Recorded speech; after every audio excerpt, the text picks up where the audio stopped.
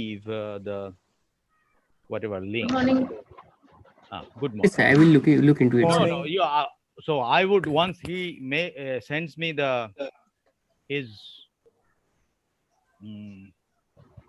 email address, I would WhatsApp it to you, and then Yes, sir. Yes, sir. Sure, sir. that's what I have instructed. All right, I think I'm visible as well, right? Yes, sir. Okay, let me do the sharing.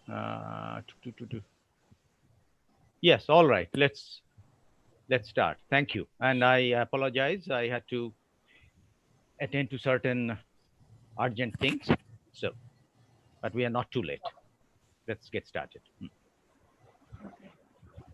So, okay. A very good morning to all the panelists and the participants present here on the third day of this FDP, the art and craft of scientific and technical writing from A to almost Z, jointly organized by School of Natural, Applied and Social Science with Language Laboratory and Center of Linguistics of Maulana Abul Kalam Azad University of Technology, West Bengal, in association with the Islamic University of Science and Technology, Jammu and Kashmir. On behalf of the organizers, I welcome you all to the third day first session of this FDP. Today on the third day of this FDP, as our esteemed panelists, we have with us Professor Dr. Shukhendu Somajdar, Director, School of Natural, Applied and Social Science, MAKAUT, West Bengal, and Chairman of this FDP. Dr. Brotati Ghosh from MAKAUT, West Bengal, Dr. Shankar Prasad Mondol, Department of Applied Science, MAKAUT, West Bengal, and convener of this FDP, Mr. Sushanta Koyal from Center of Linguistics, Joint Coordinator of the FDP, Mr. Sujoy Mitra, Forensic Science, Joint Coordinator of FDP, Mr. Shashwata Sengupta from Center of Linguistics, MAKAUT, West Bengal, Dr. Arijit Bagh from Department of Applied Science, MAKAUT, West Bengal, Mr. Gaurav Shom from Department of Forensic Science, Ms. Anisha Sengupta from Department of Applied Science, MAKAUT, West Bengal, and Mr. Sujoy Mitra, who is Joint Coordinator of this FDP, Department of Forensic Science, MAKAUT, West Bengal, and myself, Monalisa Char from Department of Material Science and Technology, MAKAUT, West Bengal. So moving forward, although we have shared the details of this long 5-day program, still let me brief out a little about today's schedule. Today we have 2 sessions. First one, the lecture will be given by Professor Dr. Shukhendu Somajdar, and the second session will start from 2:30 p.m., which is where the lecture will be delivered by Dr. Shoham Mukherjee, who is from Uppsala University. Now I request Mr. Shashwata Sengupta to carry forward the session, and I handed over the session to Mr. Shashwata Sengupta. Over to you, Mr. Sengupta. Thank you, Dr. Char. Good morning to one and all present here. Before I start, I'll just give you a little brief about what we did in the previous sessions. In our first session, we learned about how to create a well-planned research design. In the second session, we learned about the concept of mind mapping, which is necessary for threading ideas together. In the third session, we learned how language can be used as a tool for scientific expression. And the fourth session enlightened us about the format and hacks for writing a good scientific or technical research paper. Now, we await the knowledge to be gained from the fifth session. This session, titled The Science of Scientific and Technical Writing, will be chaired by Professor Dr. Shukhendu Somajdar. Professor Somajdar has 25 years of academic and 10 years of industrial and corporate experience, both in India and abroad. He was engaged in collaborative research in material science with a group of scholars at the MIT. He was a recipient of the prestigious Nehru Cambridge Scholarship and was recognized by the editor-in-chief of the Journal of Material Science for his thoughtful contributions to the journal. He currently serves as the Director of Natural, Applied and Social Sciences and Professor in charge of the Language Laboratory at the Maulana Abul Kalam Azad University of Technology. Before Dr. Shamasdar's lecture, I would like to request Dr. Brototi Ghosh, having wide experience in the sphere of media journalism and mass communication, Secretariat to the Honorable Vice Chancellor of Maulana Abul Kalam Azad University of Technology, to deliver the introductory speech. Madam, please. Thank you, Mr. Shashwat Sengupta. And I really thank the organizers for giving me this opportunity to address you today. And may I begin that I've an experience of 26 years as a journalist before joining this university in 2010. And as a journalist, you know how important it is to know the tricks of how to project things in a concise, in technical, as well as in scientific manner.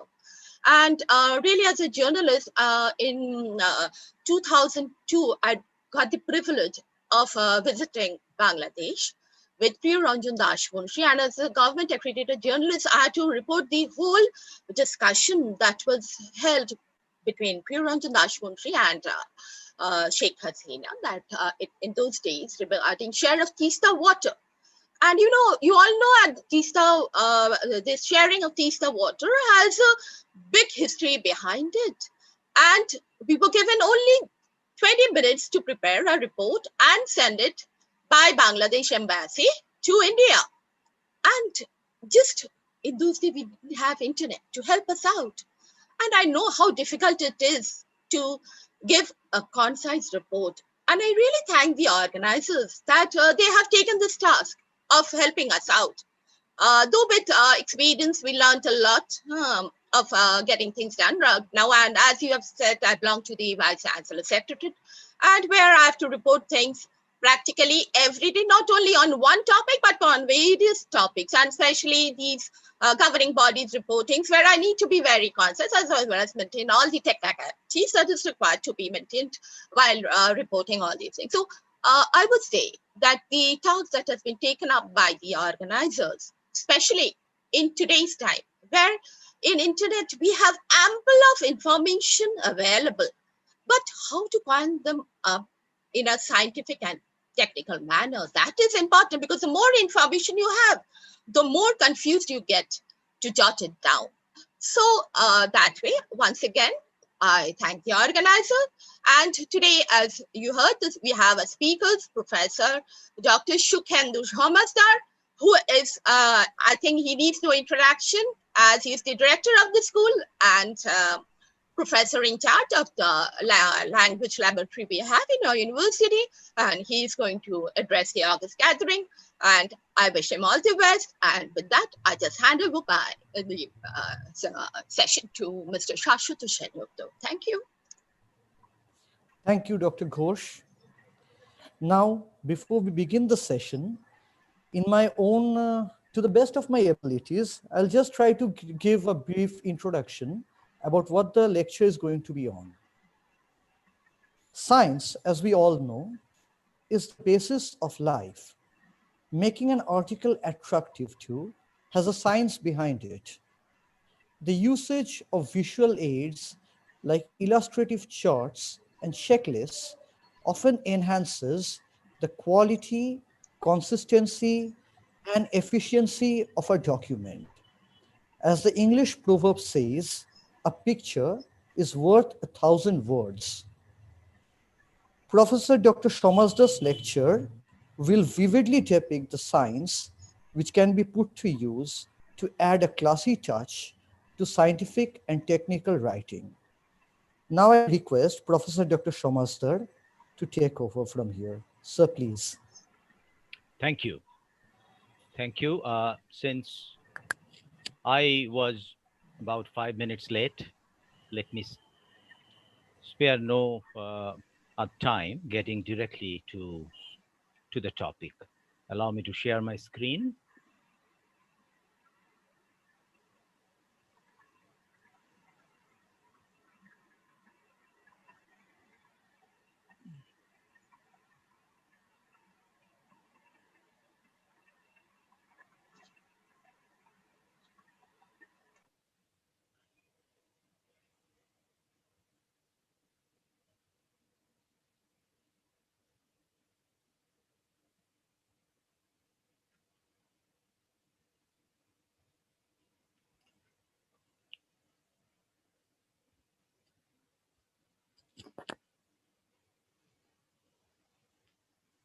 So the topic is the science of scientific and technical writing.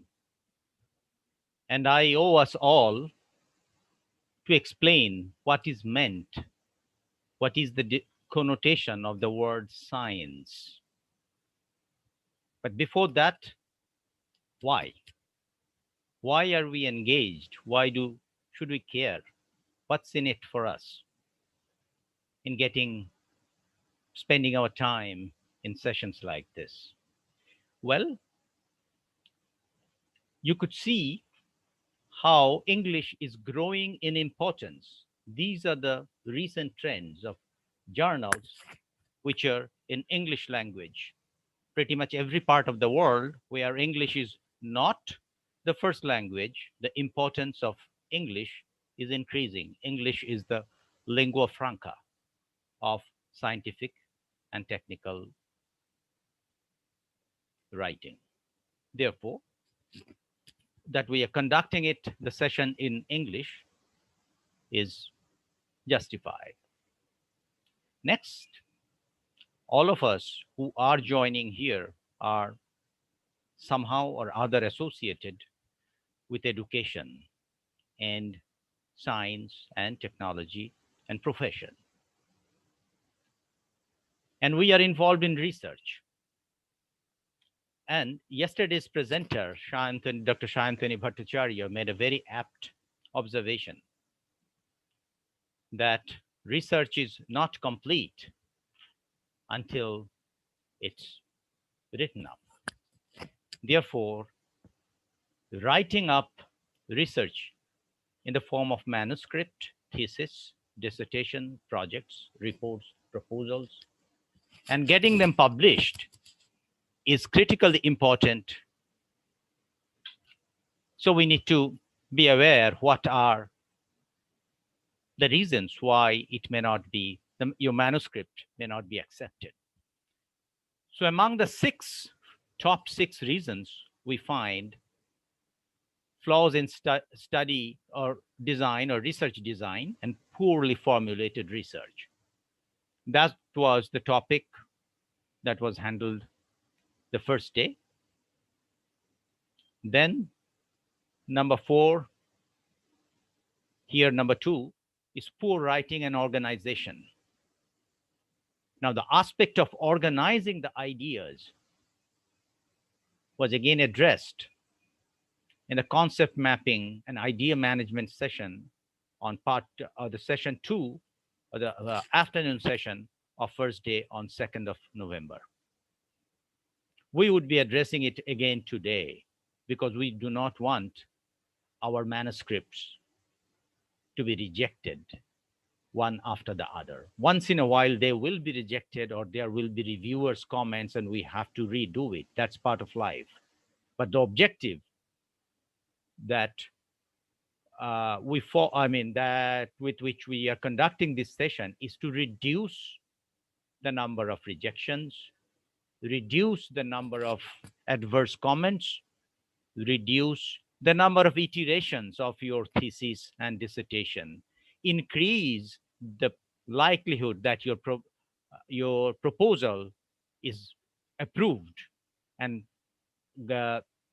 receives funding, your grant proposal, and also increase the likelihood that the report that you write is going to stand out among other reports.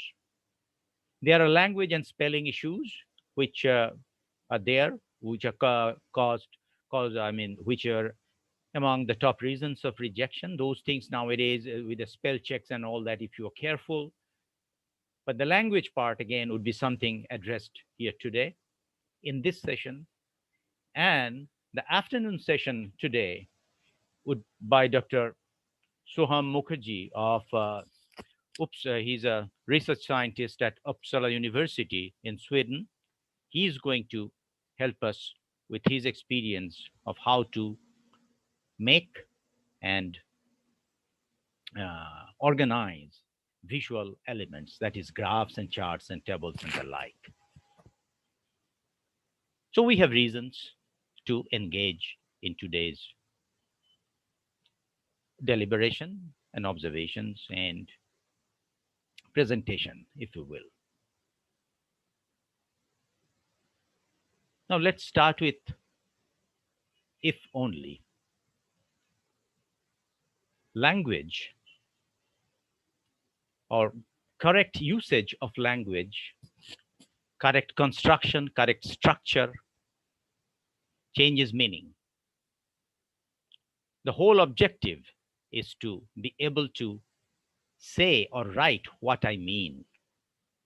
Communication is, in essence, clarification to myself, the meaning of my thoughts and ideas, and conveying it to the other. So just by changing the position of a single word only, meaning changes. And this diagonal line that through which only moves from top to bottom amply illustrates the importance of paying careful attention to matters like this. So one good way to learn something new is through specific examples rather than abstractions and generalities. So let me start with a specific example, like a well-written paragraph by Richard Dawkins. We are going to die, and that makes us the lucky ones. Most people are never going to die because they are never going to be born. The potential people who could have been here in my place, but who will in fact never see the light of day, outnumber the sand grains of Arabia. Certainly those unborn ghosts include greater poets than Keats, scientists greater than Newton. We know this because the set of possible people allowed by our DNA so massively exceeds the set of actual people. In the teeth of these stupefying odds, it is you and I, in our ordinariness, that are here. An excellent paragraph. Now, why do we like it? What are the elements? What are the structural elements? How is the syntax been designed? What is the strategy of the author?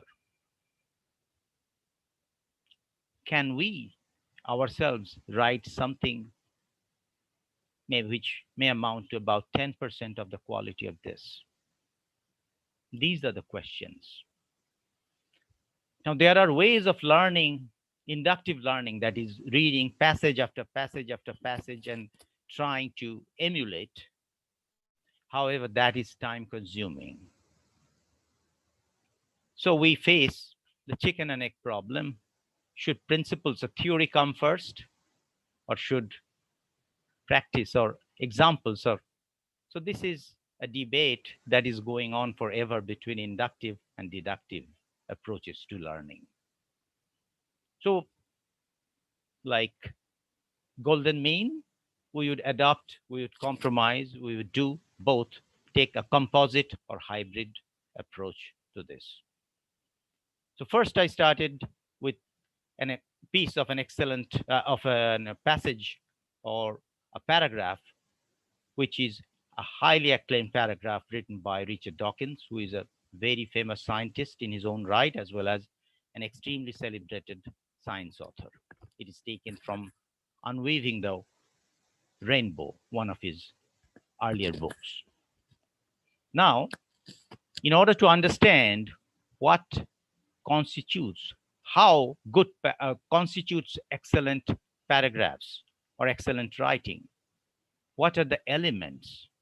Let us look at its structural analysis. So we take a systems approach to writing. Basically, the visual here shows things ought to be organized in our mind. And it cannot be organized just in our mind. It is a bilateral process that we have to dump our mind and organize, map our minds on paper, and and keep on iterating. Now, what is the systems approach? For a systems approach is considering the issue at hand as a system. A system is an interconnected set of elements that is coherently organized in a way that achieves something, that achieves some function or purpose. If you look at that definition closely for a minute, you can see that a system must consist of three kinds of things. Three kinds of things: elements or components, interconnections between and among those components, and a function or purpose. So in any good writing, in any good sentence, in any good paragraph, these are units of writing. I would refer to them as discourse at times, or units at others. So there are elements, interconnections. In a sentence, for example, an element could be the word, the appropriate word that, for example, in the sand grains of Arabia, that created an imagery. So the appropriate words ought to be chosen, and they ought to be connected in certain way so that it evokes emotions in passages like that and makes meaning in hardcore scientific and technical writing. And of course, the purpose is, if I want to move someone emotionally to take certain action, so there is the purpose. If I want to help somebody learn something, that is another purpose. So that is pedagogical purpose. So there are different purposes in writing. And the structural approach is not new. It is in fact ancient. The Reed-Kellogg diagram, those of you who are in language might be familiar with. It is an old concept. What it does, it shows the relationship, the syntactical relationship in sentences and units of writing.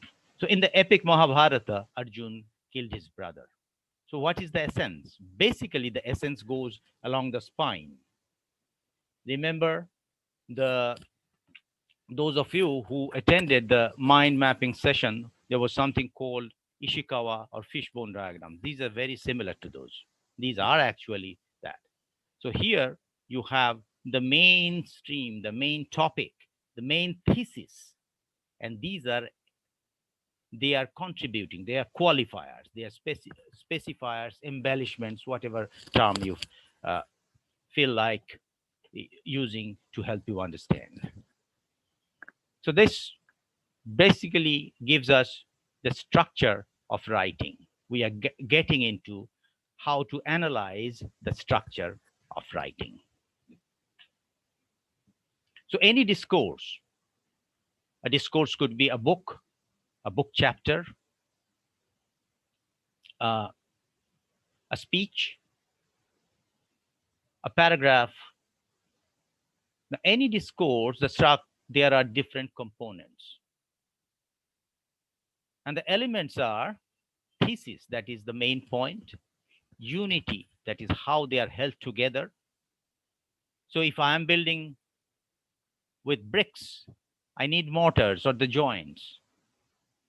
So that will, with the proper organization, that means this piece cannot be used as the pillar or the column. So the organization or the order is very important. It is essential. I mean, not very important is rather is an understatement.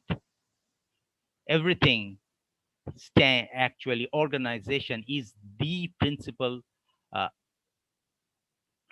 feature of any good writing, any construction. Writing is a creation. Writing is some sort of construction, architecture with words. So, and then you have the paragraph.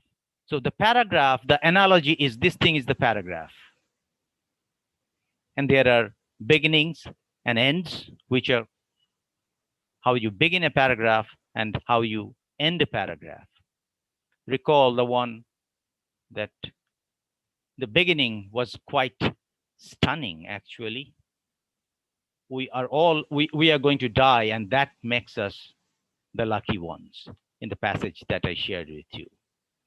So beginning should be such that it draws you in, that it makes the paragraph or the discourse as they say, Anandabajar group, unputdownable.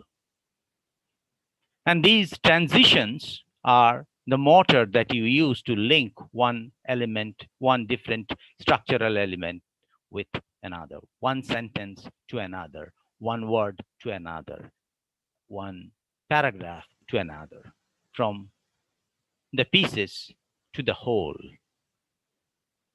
And there is purpose, illustration, process analysis. This is the purpose why you are building. So if I am making a building, it could be for a variety of reasons. It could be for housing.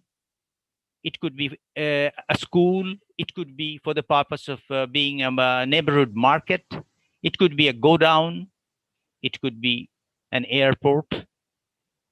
So the purpose of any construction has to be kept in mind right from the design stage. So the elements here of any good writing. Now we are talking about good writing in general, by the way. Later on, we will specialize in scientific and technical writing. We cannot do good scientific and technical writing unless we know about and know how to do good writing in general. So the most important thing is the thesis. The thesis of an essay is its main idea, the point it is trying to make. And it is the thesis that controls. It is the steering wheel, so to say, or the driver of the essay. And the point to remember is the rule of one. Do not digress. Do not try to persuade people on too many things, not even ourselves. That is the basis of confusion. That is the basis of misunderstanding. So the first rule, if I may use the rule or the principle, it's like the law of gravity or some of the axioms of geometry, the science of geometry is the rule of one. So delimit yourself, define the scope or the focus of what we are going to say. Then we have to keep in mind that how to say it using multiple units. It cannot be said with one word what you want to say. So you have to build an edifice of words.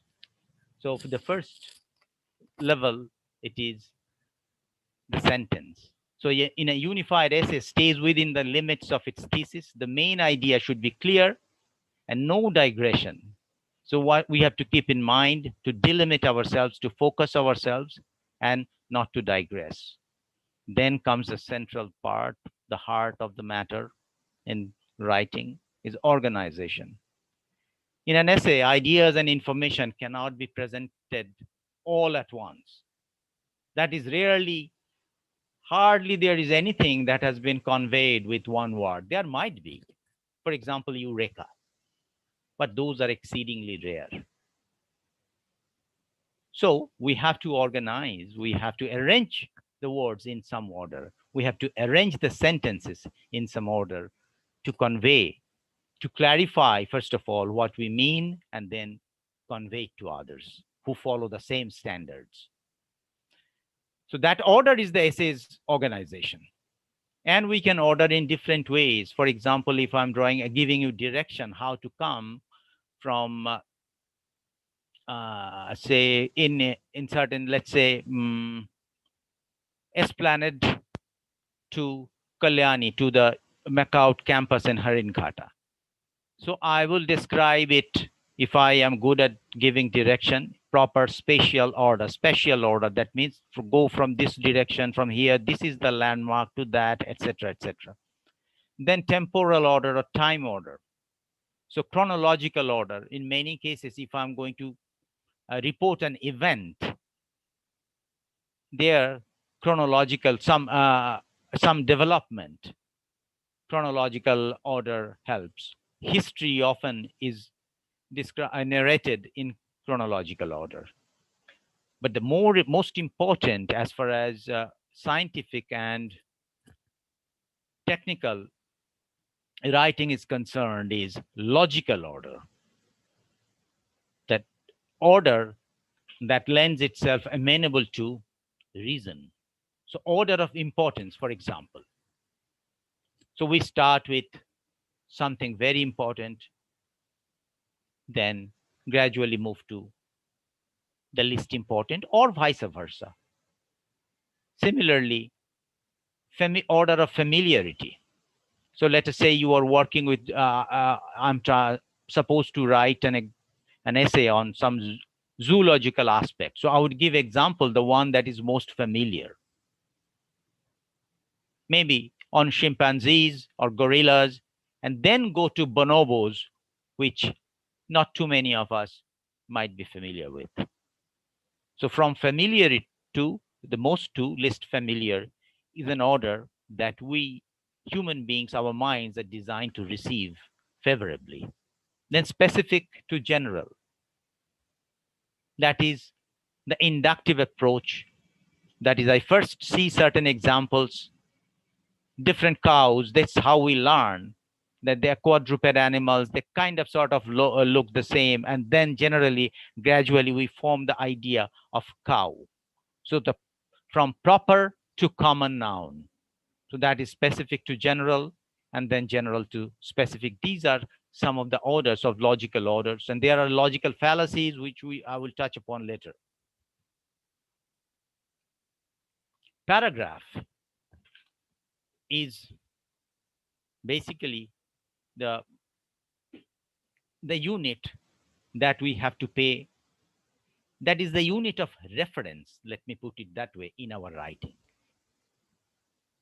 The objective, if we make our objective that we will write a compelling, clear, concise, and coherent paragraph, then it will force us to write good sentences.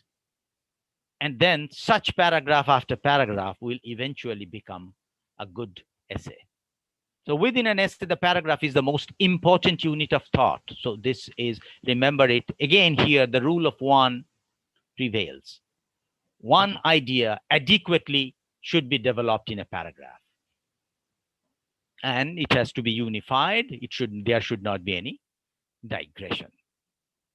Beginning and ending, we had indicated. The beginning captures attention and introduces the topic. So the topic in the essay, in the paragraph that I shared, was about death, perhaps, and how not to be frightened by death. How, in the face of knowing that we are all mortals, we should celebrate our life. So that was perhaps the thesis of the paragraph that we began with. And that was eloquently and unparalleledly, rather, captured by the essayist Richard Dawkins. And the ending concludes the discourse and inspires curiosity and, in some cases, action. Transitions are the mortar, the cement or mortar, which holds the different parts together. So the relationships, they hold the different parts together, and they signal the relationship. So we need different mortars, different fastening elements. Some places we need rivets. Some cases we need to use welding. Some places we need to use screws and bolts. Some places we need to use Fevicol, some glue. So here also it is there. If you want to add, for example, we use the transition and. Causality is expressed by, say, therefore, because. Then contrast is often hinted by but. So these are different transition relationship elements. And then purpose. What are the purpose of my writing? One could be to illustrate, that is to use examples to make a point. Then process analysis, how to explain something, how it is done. So it is very important for writing manuals, operations manuals, or giving precise, writing the experimental procedure of your thesis, materials and methods of your manuscript. Explaining how something is done or happens is all that is classified in the group or the category process analysis. Then definition is how to explain what something is. Then division and classification. For example, mammals, and then mammals could be divided so they into different categories. So that is classification, taxonomy. Those of you who are from biosciences, you are more familiar and knowledgeable than I am on the topic. And one thing that we need to keep in mind that division and classification is each class should be mutually exclusive. That is, one element should belong only in one class.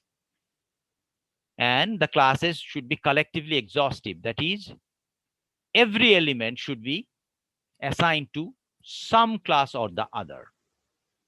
Again, there is simplification here. There are borderline cases, but those are rare. And if you are at that stage, you are at a very elevated stage. So that's indicates your progress. Comparison and contrast, how to demonstrate similarities and differences.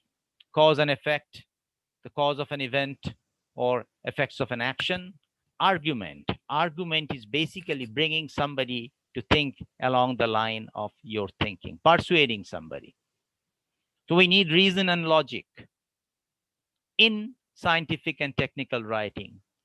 There are other ways, there are other rhetorical techniques in other general writing, but here I'm keeping myself to argument as the reason and logic using induction and deduction. A typical ways of induction means from specific to general, and deduction is from general to specific. In geometry, typically we do deduction. That, okay, something is given, you know that all a straight angle is 180 degree. And from that, knowing that a straight, you can deduce that the sum of all the angles of a triangle is 180 degrees. And there are inductions. Inductions are first you observe, such as the planetary motions and the gravity, the principle of Newton's gravity. Newton, basically it was an inductive approach from specific to coming to proposing a general principle. And description is presenting a verbal picture, and narration, how to tell a story. So yesterday's first session, Professor Nilanjana Gupta, she spent a lot of time on different narratives. So that is narration. So, okay, I'm going to pick up a little bit of steam from now, okay? Just so the glossary, these are paragraphs. We need to know what a paragraph is. The paragraph is the single most important unit of thought in an essay. It's a series of closely related sentences. These sentences adequately developing is very important. And the central controlling idea usually stated in a topic sentence. And then a well-written paragraph has several distinguishing characteristics. This is where we ought to spend 30 seconds.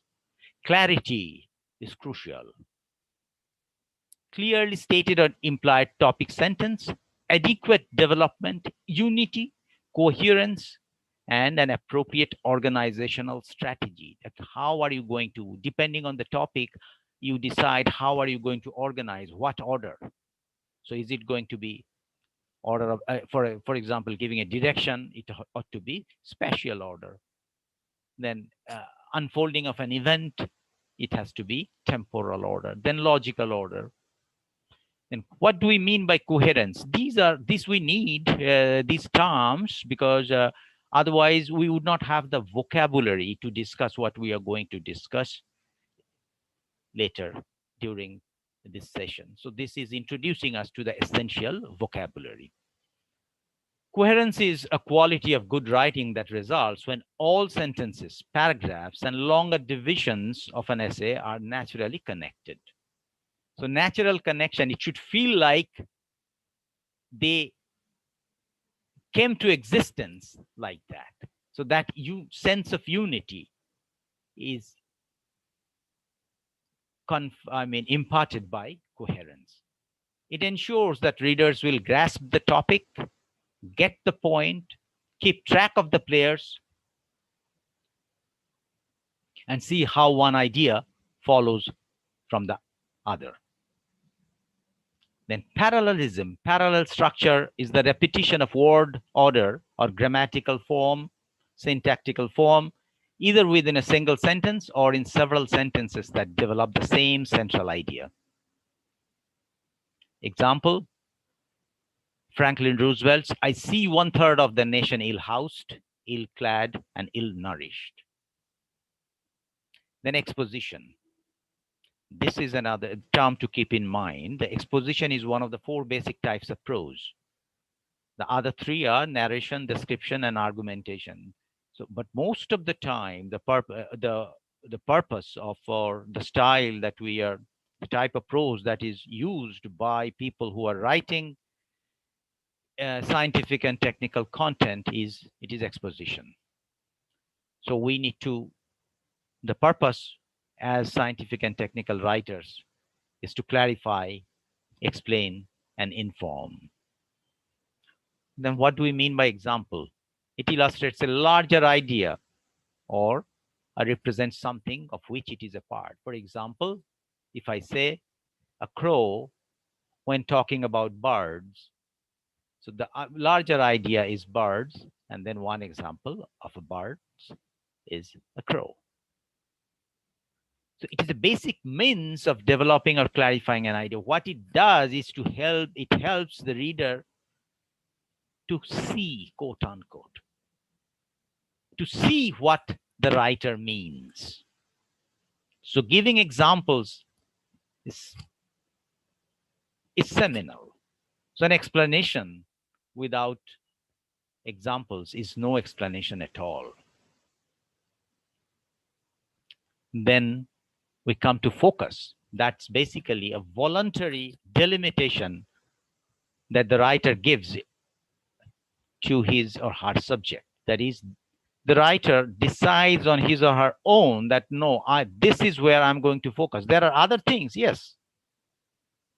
For example, there are many other aspects of technical writing. I have chosen to focus in this session on a systematic or scientific approach to it. Maybe because I do not know anything else. Dr. Shwam Mukherjee knows about making graphs and visual displays better than I do, yes. Or maybe time constraints and a variety of things. Time constraint, yes, because I would be covering only so much.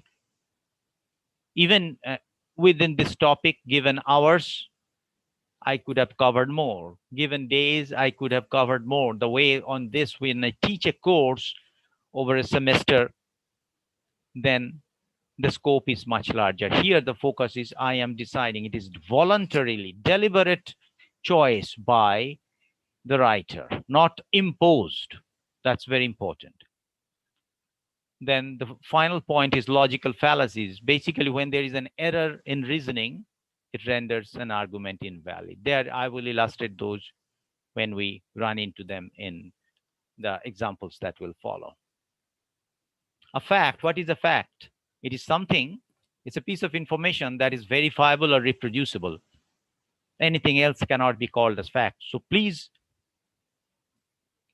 be aware of this definition of fact. We use the term rather loosely, but specifically there is a criteria. This is the criteria for some piece of information to be construed or to be regarded as fact. Is it has to be verifiable, that somebody should be able to go and yes, there is a Taj Mahal. So that's a fact that Taj Mahal exists. Or reproducible. For example, there was a cold fusion and nobody could reproduce. So cold fusion idea, cold fusion is not a fact. There was some claims, but it could not be reproduced. In science, reproducibility is crucial. Evidence, what again, another word that we use rather frequently. What does it mean? Evidence is information on which judgment or argument is based, or by which proof or probability is established. Evidence is needed in actually in any kind of professional writing, scientific, technical, as well as legal. Evidence is the word that is used mostly in legal environments and legal arguments. So it usually takes the form of facts, statistics, examples, or illustrations, and opinions of authorities. So authorities, opinions, I'm coming next, but the authorities, opinions of authorities are sometimes considered as evidence. Now, what is opinion? An opinion is not a fact, first of all. Opinions are different from fact. Opinion might be based on fact, but opinions are not fact. Please underscore that. An opinion is a belief or conclusion which may or may not be substantiated by positive knowledge or proof. Opinions are often personal and volatile and not verifiable, and therefore less persuasive than facts and arguments. So if you want to be persuasive, if you want to establish a point, which you have to in any technical and scientific writing, in your papers, in your articles, in your manuscripts, in your thesis, then you stay away from opinions. Opinions do not add value. They actually subtract it from the document that you produce. So with that, let us come back. So that was the principle, or a bit of a deductive approach, that what are the principles based on which we should be able to look at, enjoy, and evaluate and learn from examples. We are now coming, I will share with you example after example.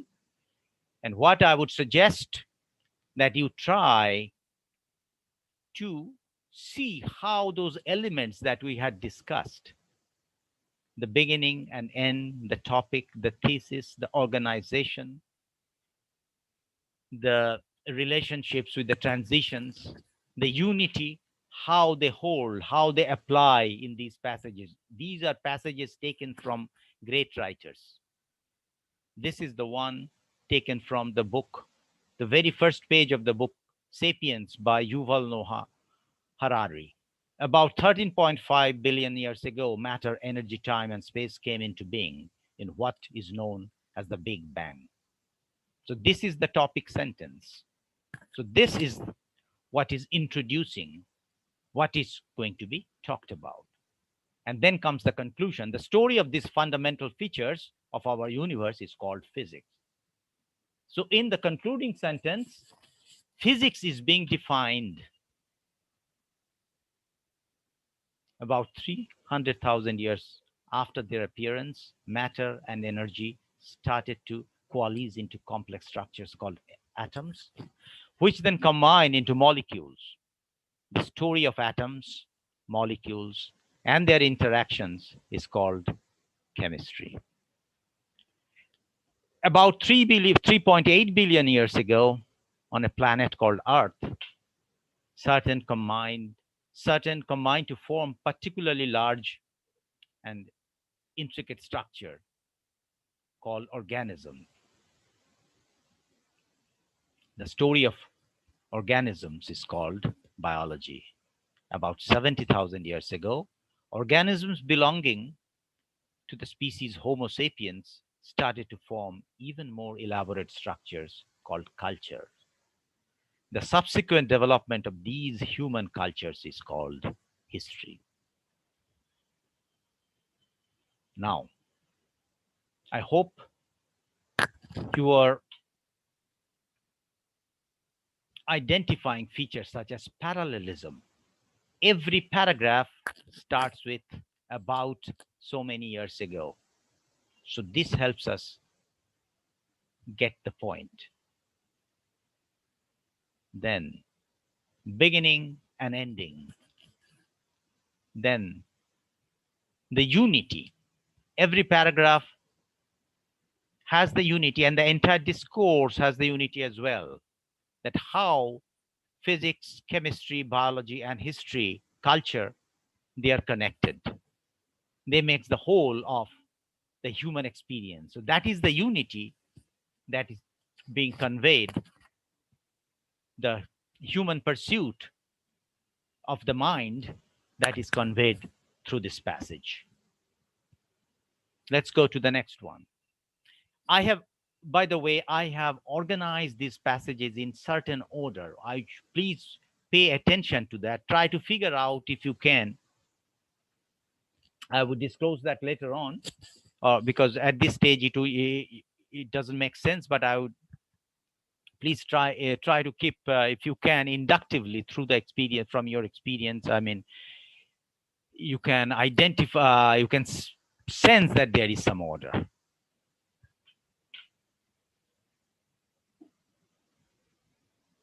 The second biological lesson of history is that life is selection. This is taken from The Lessons of History by Will Durant, again, a very famous author whose seminal work was maybe 12 or 13 volume, The Story of Civilization. So it is part from that. The second biological lesson of history is that life is selection. In the competition for food or mates or power, some organisms succeed and some fail. In the struggle for existence, some individuals are better equipped than others to meet the tests of survival. Since nature, here meaning total reality and processes, has not read very carefully the American Declaration of Independence or the French Revolutionary Declaration of Independence of the Rights of Man, we are all born unfree and unequal, subject to our physical and psychological heredity and to the customs and traditions of our group, diversely endowed in health and strength, in mental capacity and qualities of character. Nature loves difference as the necessary material of selection and evolution. Identical twins differ in 100 ways, and no two peas are alike. Again, I would suggest, and I'm sure you have noted, how to start and how to end, the beginning and the end. So in the beginning, the topic is introduced. It is the topical sentence is, it is about, that life is about selection. So that is the thesis, which is put in the very topic sentence. And for selection, that is natural selection, Darwinian selection, what is required is diversity. Selection, if there is only one singularity, then from singularity there is no nothing to choose from, nothing to select from. So diversity is important. Therefore, the author, the writer argues in favor, or that there is, nature prefers diversity. There are variation, and that is natural. So equality is unnatural. Whether we agree or not, that's a separate story. What sort of in a natural setting, because these rights of man, there are references and allusions, and those are, those of you who are from humanities, you can you understand it better. However, none of us, I believe, had to stumble. None of us, I believe, had to hear it or read it more than once to get the meaning. So clarity, coherence, and conciseness, that's will be there in pretty much all the passages that has been selected for discussion today.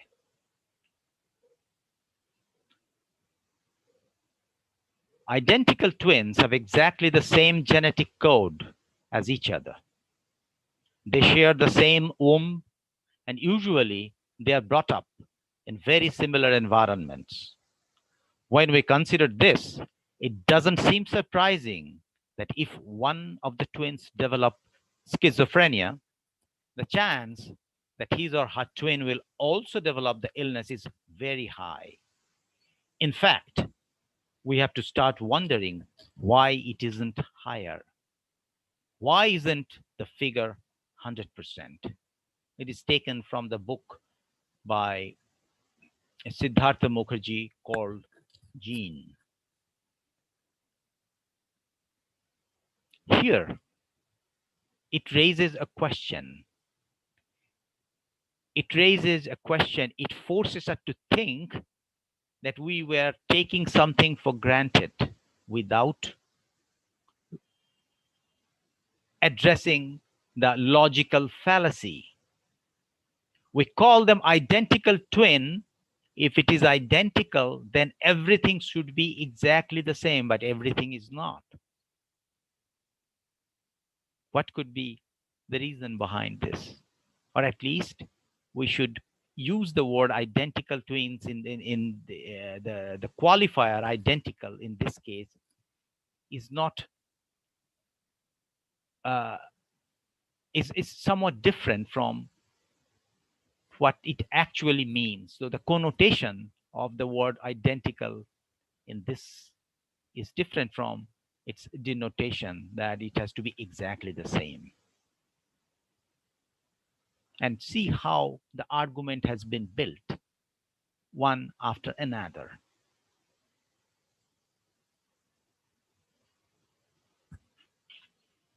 Now there is this description about clay.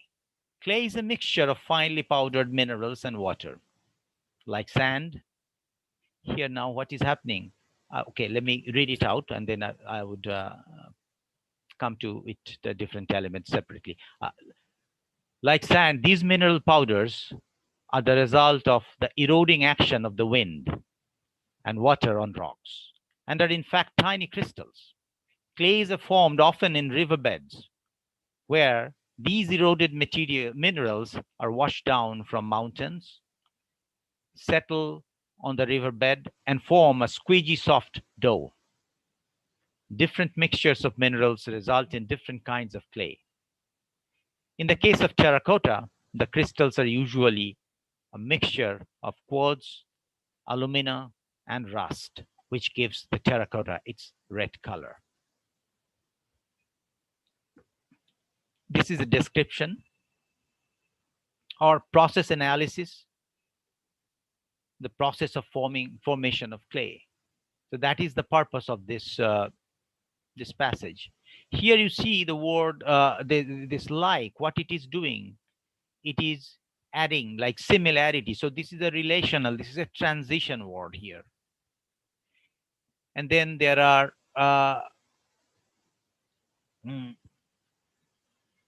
for example, in the case of terracotta, this is an example is being given here.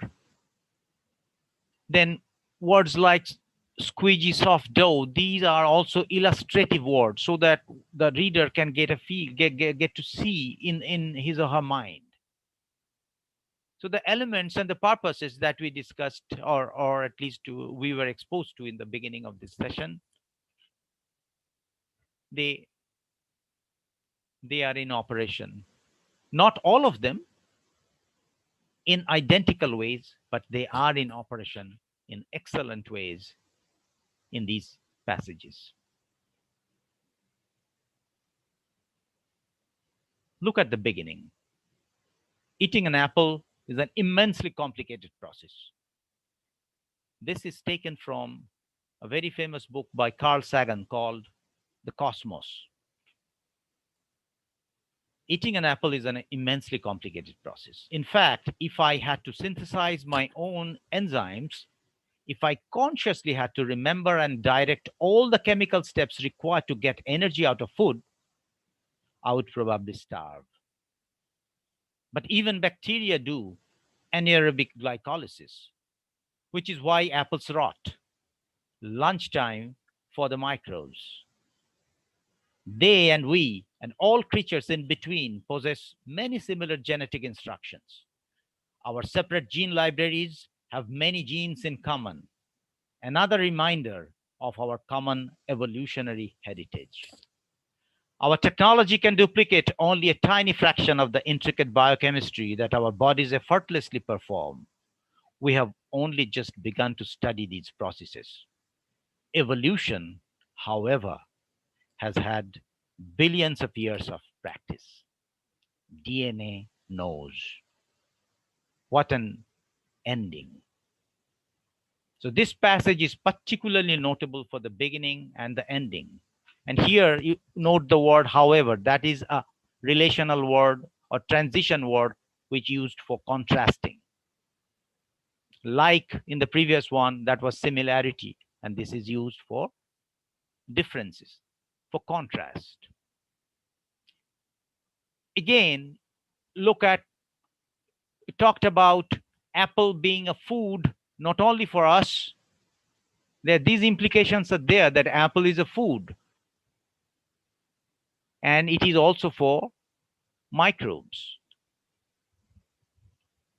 So essentially, that there is some sort of a common thread for human beings who, the Homo sapiens, who have evolved from more rudimentary forms of life, that's there. And the idea is developed eloquently. Again, these writings of such quality takes gift as well as years and years of practice. And reading good quality passages and books and documents as well. Let's move on to the next one. Next, an even more specifically human part of the brain, which does not exist in animals at all, for speech. This is taken from a book called The Ascent of Man. The next, an even more specifically human part of the brain, which does not exist in animals at all, for speech.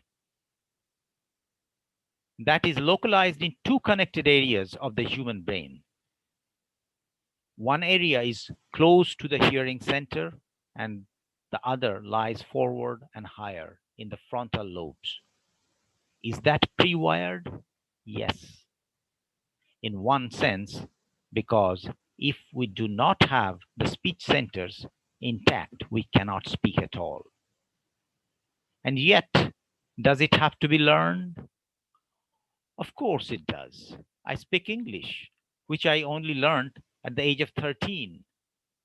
But I could not speak English if I had not before learned language. You see, if you have a child speaking no language until the age of 13, then it is almost impossible for it to learn at all. I speak English because I learned Polish at the age of 2. I have forgotten every word of Polish, but I learned language. Here, as in other human gifts, the brain is wired to learn.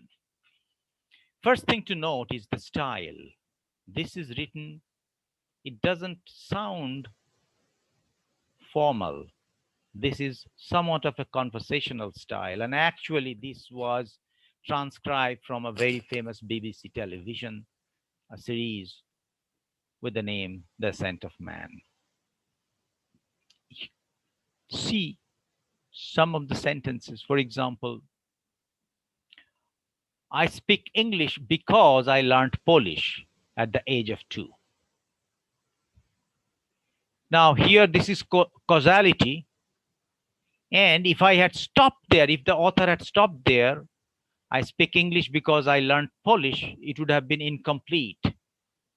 But I learned Polish, I speak English because I learned Polish at the age of 2. That means that completes the sentence. The sentence or the unit of discourse is completely, adequately developed. And here the paragraph is also adequately developed. So essentially, this is talking about language, how we learn language. There is one hardwired part, which is the brain, in which one can put software, that is different languages. And there is a lot of work by Noam Chomsky on this and several other linguists. So the point again is, in the end, it is emphasized in other human gifts, brain is wired to learn. Next, as you become skilled in a task, demand for energy diminishes. Studies of the brain has shown that the pattern of activity associated with an action changes as skill increases, with fewer brain regions involved. Talent has similar effects. Highly intelligent individuals need less effort to solve the same problems, as indicated by both pupil size and brain activity.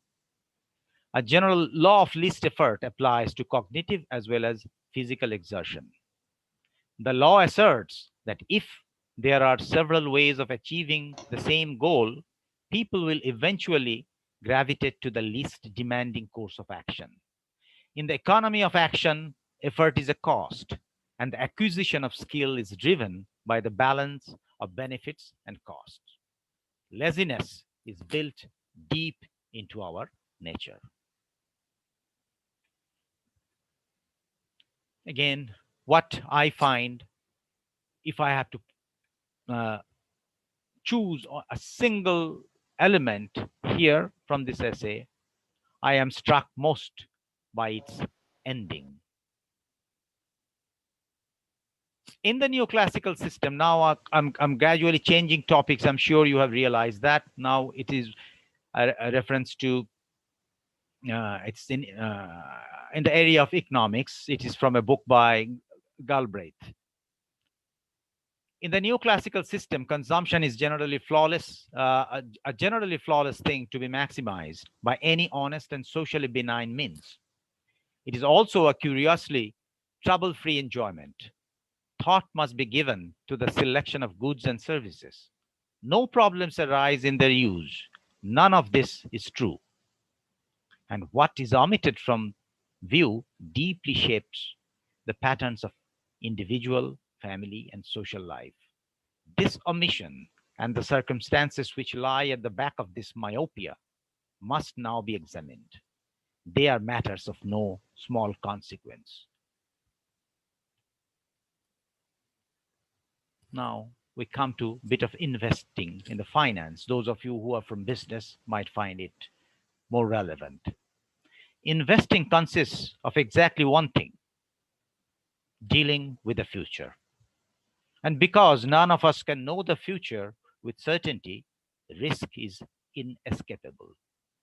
Thus, dealing with risk is an essential, I think, the essential element in investing. Risk means more things can happen than will happen. Riskier investments are those for which the outcome is less certain. That is, the probability distribution of return is wider. When priced fairly, riskier investments should entail higher expected returns, the possibility of lower returns, and in some cases, the possibility of losses. Several things are important here. For example, and is an additive, the relational, the transition word. Thus, causality, a very good example of the different article, an essential and the essential. When to use what? And you have examples of enumeration to make a list. So this is the idea of which is elaborating the idea inherent in the idea of risk inherent in any investment. Now let's come to something mathematical, statistical. What is happening? I hope you have realized that we are becoming more and more, as we are getting into passage 1 to passage 11, we are getting more and more technical and scientific. So the vocabulary, the scientific jargon, so scientific, the parlance, the words, more and more scientific or technical words are being used.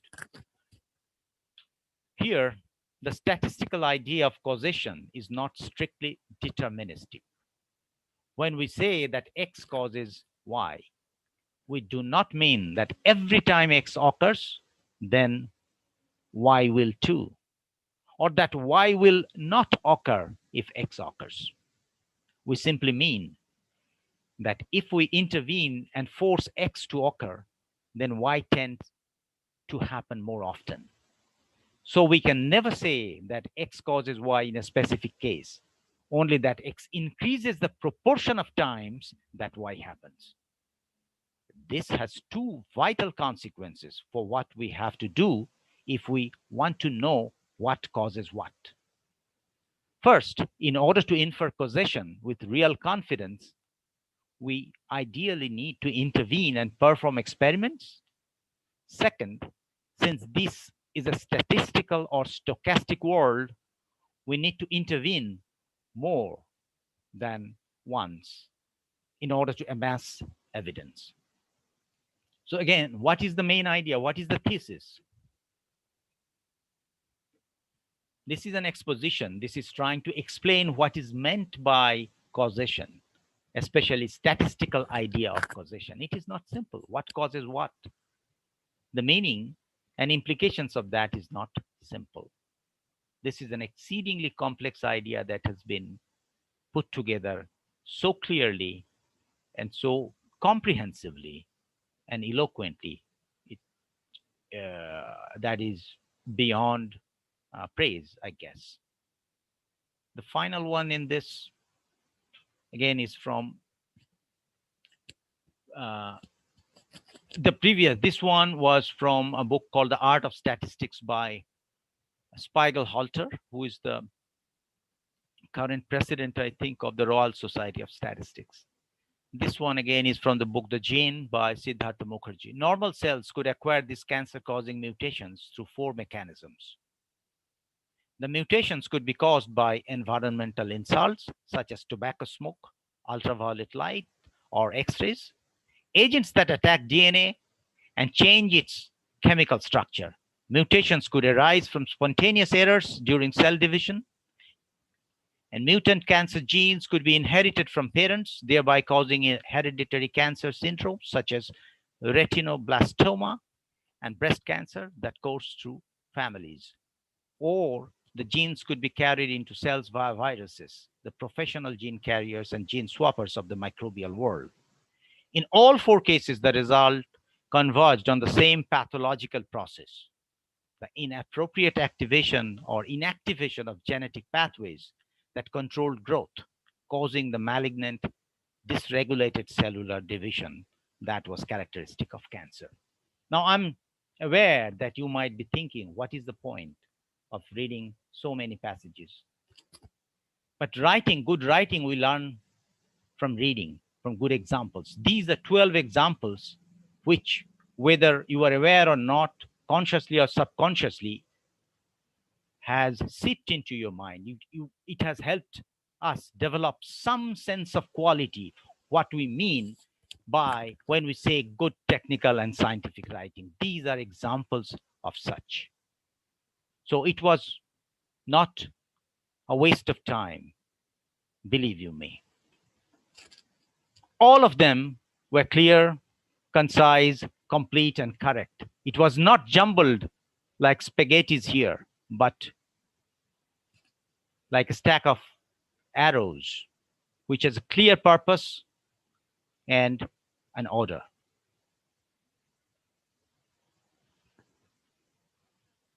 For those of you who are into quantitative fields, who prefer quantitative metrics, there is one which is called gunning for. There are many actually. In writing, how are you going to assess? This is a metric called Gunning-Fox score. You can calculate this and see whether there is excess in in your writing.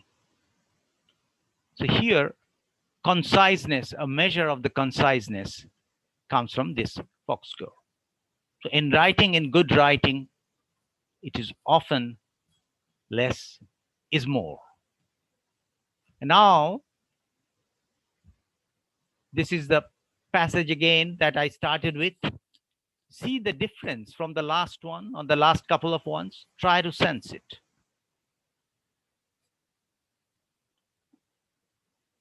Read this one. Having eyes but not seeing beauty, having ears but not hearing music, having minds but not perceiving truth, having hearts that are never moved and therefore never set on fire. These are the things to fear, said the headmaster. As for Toto-chan, as she leaped and ran about in her bare feet, like Isadora Duncan, she was tremendously happy and could hardly believe that this was part of going to school. By the way, Isadora Duncan is an example. She's one of the most famous dancers of all time. So this is an illustration, an example to visualize. Look at these passages. They are equally well written, but they are different from the ones that we had seen for this passage 13, passage 14, passage 15, which is a poem. Sunset, an evening star, and one clear call for me. And may there be no moaning of the bar when I put out to sea. For though from out our bourne of time and place, the flood may bear me far, I hope to see my pilot face to face when I have crossed the bar.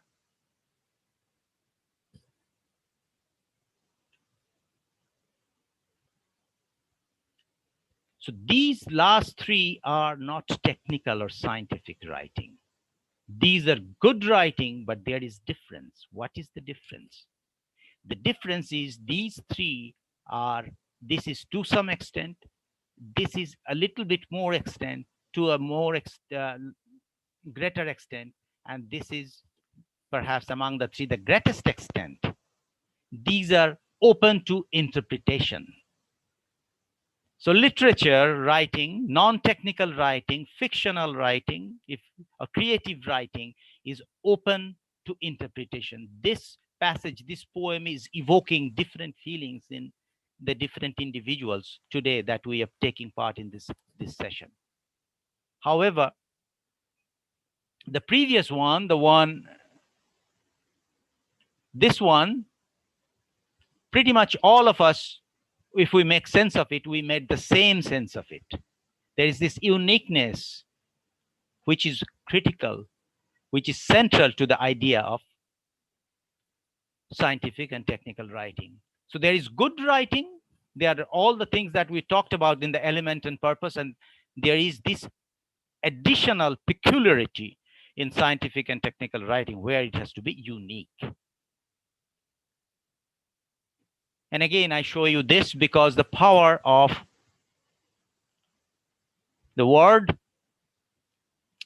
and the power of the order and the structure, and having the economy of words, that not one more, not one less. So now we have ended the general good writing part, the general aspect of it, and we are getting into specializing into the scientific and technical domain. These are things we had already heard and seen. What are the different examples of scientific and technical writing? Theses, books, proposals, then professional fields, manuals, standard operating procedures. Something I would like to spend not even a minute, I mean maybe a few seconds here. You see, all of us in everyday work, we write something that has to do with technical because we are in technical areas. So memos and letters, small reports, these are all parts of, they belong to this technical writing domain, scientific writing domain. So what we are learning is not just limited to writing big theses and dissertations, but it if we apply, it is going to help us in day-to-day communication, written communication as well. So we summarize what are the peculiarities, or try to make ourselves aware. We have sensed it from examples. So what I'm trying to do here is following an inductive approach, that is from specific to general. So the peculiarities I have shared with you two sets of passages. The first set was a mostly scientific and technical writing, which with gradual rigor in scientific and technicality. And the second set, the set of three passages, they were excellent passages, but not technical, non-technical, if I may say. So the peculiarities of scientific and technical writing, it concerns with scientific and technical matters. So the first one of the last phase, the passage 13, or the one that I began with, could be, one could argue that life and death are in one way scientific, in another way human or philosophical. So I kept it in both. Then use of scientific vocabulary and prescribed format, that is something that is not imposed on creative or fictional writing, non-scientific or non-technical writing. Then commitment to accuracy and objectivity. Objectivity means that is the one that it is not subject to different individuals are not going to interpret it differently. So one and only one sort of meaning, which is communicated, and the complexity of its task. This is no easy task. For example, just recall the statistical meaning of cause, the interpretation of cause, that passage. That was a very complex idea, which was so lucidly, so clearly explained in that passage. However, the thing to remember, the common denominator for all this is the essential effort to limit the reader to one interpretation. That is not an easy task, because we have a bias. Our mind has a bias. I am biased to my own interpretation, and I do not see how other minds could be biased to other interpretations. So it cannot be like a painting. It cannot be like a painting. A painting could be a great painting, let's say that of Picasso, but I won't be able to figure out whether there are human figures there or something else is there. It has to be a good technical and scientific writing, has to be a good engineering drawing, so that no two persons have disagreement about whether that's a pipe or that's a wall. There are guidelines and principles which is followed. There are very rigid rules in engineering drawing. It is in writing, it is not so. However, we have to keep in mind our freedom is somewhat we have to deliberately delimit our freedom when we are writing scientific and technical writing in pieces. We need to keep in mind, just because the topics are complex, it should not make the piece impenetrable, that is incomprehensible. None of the passages that I shared with you were incomprehensible. There might be a word or two here or there. However, it was written very clearly. Well-founded principles, we will discover now the well-founded principles, not arbitrary rules. And the technical writers need to understand how readers read. This is the thing. Reading, we have to have some idea of reading the reader's mind. And we must write with the reader's perspective in mind. That is the essential challenge. So essentially, there are twofold challenges. One is we have to delimit what we are going to say. There is going to be a standard, so to say, a restrictive standard, if I may use that word. And the other is we have to write a reader's perspective in mind. So this scientific approach that I'm talking about, well, it first talked about a systems approach, then it hinted at the structure, and now the science, why I'm calling the title of the talk science is we are going to discover certain certain principles. So again, science is based on principles. So this approach is could be called as the science of scientific and technical writing. So the principle is place each unit of information where the reader expects to find it. A unit of information, these are very basic statements I'm making to clarify before we go to examples, can be a unit of information can be a word within a phrase within a sentence within a paragraph within a section. So the hierarchically organized. It can be a table or a graphic. All these are referred to as unit of information. Look at each unit and ask, is this the best place to put this? Then when readers find information where they expect it, they are better able to focus on the substance of the piece. That is the essence of clarity. So the authors, whose examples I selected as those passages, they could read our mind. They knew where we expect to find what, and they placed those at the right places of our mind. And this, what I'm going to discuss, is based on the seminal work by paper by Gopen and Swan.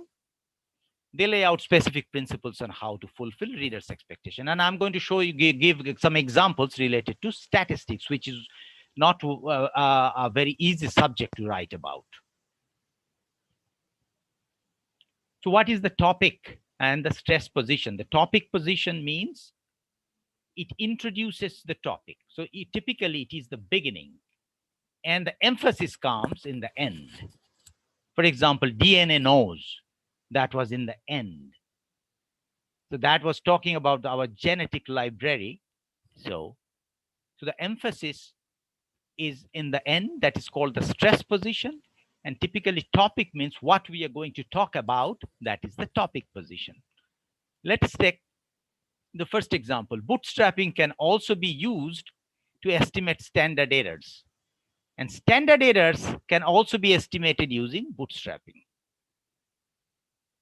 Both impart the same information, but the content of the topical position, that is here, suggests the reader that the first sentence is about bootstrapping. So it is perhaps it belongs to a passage or a paragraph about bootstrapping. And the second sentence is about standard errors, because this is the topical position.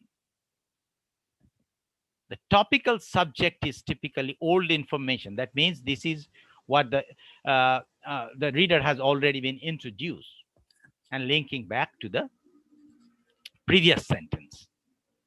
There is some letters missing here. The topical subject is typically old information, linking back to the previous sentence. Now look at this. What is the new information? Let us say here I get starting salaries are good and getting better in statistics. And starting salaries in statistics are good and getting better. The first sentence stresses in statistics. Here, this is the stress position, emphasis position. And the second sentence places stress on here, good and getting better. Both these sentences could be put. However, this is more apt if you're going to place an advertisement in a magazine of the statistical people, because this is known. This is known means that the statisticians are more or less aware of it. What is known here is good and getting better. So this is for entry-level people. This is going to make them more curious about it and take action, perhaps to more actively engage in looking for a placement. Now place subject and their verbs near each other and use verbs to locate the action. Verbs means action. However, often we use verbs which are lazy, inactive, not very strong. So again, I would give a couple of examples. The propensity score approach for bias reduction in treatment comparisons in non-randomized studies has led to this. You see, I got tired like you reading through and making sense of it. This is grammatically correct, but the reader's attention fades quickly, especially if they're listening for 1 hour or so. So verbs are to be used carefully. So let us redo it. So if I change it, the propensity score approach has led to another round of debates. Okay, I can make sense of it. So there is some sort of an approach perhaps in statistics called a propensity score approach. It has been applied to something, and the result, or basically as a result or consequently, that has led to more debates. So we need to keep the subject, that is the propensity score approach is the subject, and the verb close to make sense. Again, these are very, very basic principles, but the examples illustrates how we can apply them and be aware to apply them in scientific and technical writing. Then taking advantage of the topic and stress position.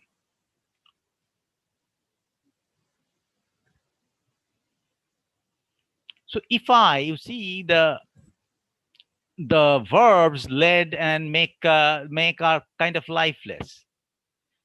Actually, the nouns are stronger. So I could revise to make you to use the stronger words as verbs. So the propensity score approach offers a way to reduce. Now this word reduction is becoming a verb, and we expect action from verb more as readers, not from nouns that much. So way to reduce bias when comparing treatments in non-randomized studies. This is somewhat clear. And the one big sentence was broken into two. There's nothing wrong. That is often advisable, making shorter sentences. So that means keeping long sentences is expect the readers, like the listeners like you, to maintain a high level of alertness for a long time, which is usually not the case. It is, at least it takes a lot of effort. So we should try to follow the principle of least efforts. Then the next sentence, it was broken down to, however, researchers are debating yet again about using correlational analysis to infer causality. So the take-home message is verbs near each other, close to each other, and the topic and stress positions, using them effectively. Then we need to link all units of information, avoid logical gaps. Let's see. Example 4a, career opportunities are strong in statistics and starting salaries are good and getting better.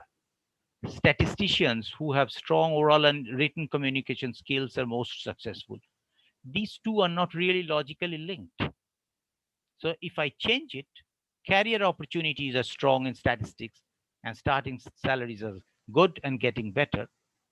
Then here, statisticians who have strong and oral written communications are the most successful. Again, I'm sorry, there is this is pretty much the same thing. We could break it down. We could put it, those who are in the entry-level statisticians who are looking for positions, they with strong and written and oral communication would be more successful.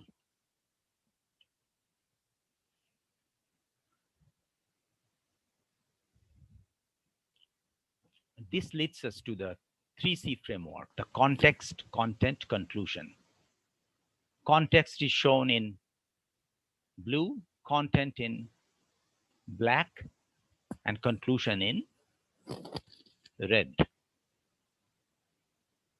Every unit of discourse, be it the sentence or the paragraph or higher up in the hierarchy, we could follow this. Let us say we are writing the abstract. The one question that is, this is basically the context, how we do that Professor Shanmugan mentioned, the 2 lines and how it matters. So the blue is the context, the black is the content, and the red is the conclusion. Then you come to your introduction section of your manuscript or your document. Then the field, what the field knows, and the remaining gap. So whether different sections of your document, one can follow this 3C framework: the context, content, and conclusion. Let me illustrate this. So that again, with some 10 rules of structuring your papers or manuscript. I'm now winding it up, summarizing. Focus on one big idea. The rule of 1. How do you know that it might be violated? Readers cannot give 1-sentence summary. So readers should be able to give a 1-sentence summary. As Shantanu Bhattacharya study indicated, that the title of your thesis summarizes 5 years of your life. So that's the importance of a 1-sentence summary. Unless we have follow the rule of 1, we can't get there. Then readers don't get the paper because so complex jargons have been used so indiscriminately. Use the framework that we have done. Readers these are all, I will share this with you. You do not have to really worry. You can, I will share the PowerPoints with you. But look at optimizing the logical flow. If the readers stumble on a small section of this text, you see, we had seen examples in the that I shared just minutes ago, that where we not only one section, but multiple sections, we had to stumble multiple times for comprehending what it means. So the first 4 are basically keeping the readers in the mind. You write with the reader in the mind. Then these are abstract, introduction, and results. Basically, there is a standard framework, this restrictive thing that I talked about in scientific and technical writing. You have abstract, introduction, then methodology, then results and discussions and the like. And there are these about these results and discussion. These are some of the points that you could check, and the signs are given for if they have been violated or not. I would give example of introduction. Introduction should answer 2 questions: what and so what? What are you doing? And what is the importance? So basically, we move from general to specific. So the field of your work to your specific work. So this is, we start with contextualization, then the existing solution, then you identify the gaps, and eventually you propose what you are going to do. And the that what you are going to do makes sense, is with this flow, this organization is going to establish that. These are some useful phrases for organizing paragraphs in your introduction and other parts of your essay as well. So these are some verbs which are, some people call action verbs, or they help to locate the action. So strong verbs.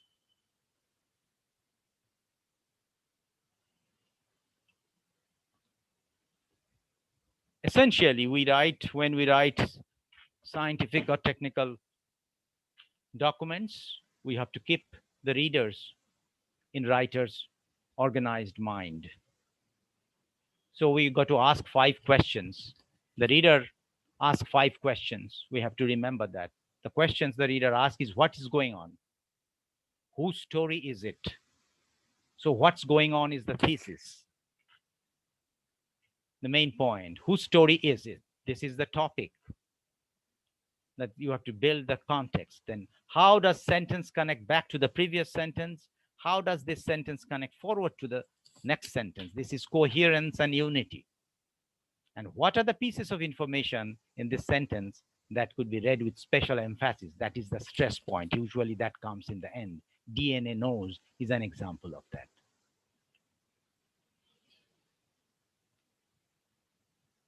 How do we do this? Basically, this is, it's not how do we do, this is a picture, as Mr. Shashwata pointed out, that a picture is worth 1,000 words. So this is the concluding slide. Readers expect to start here and finish there.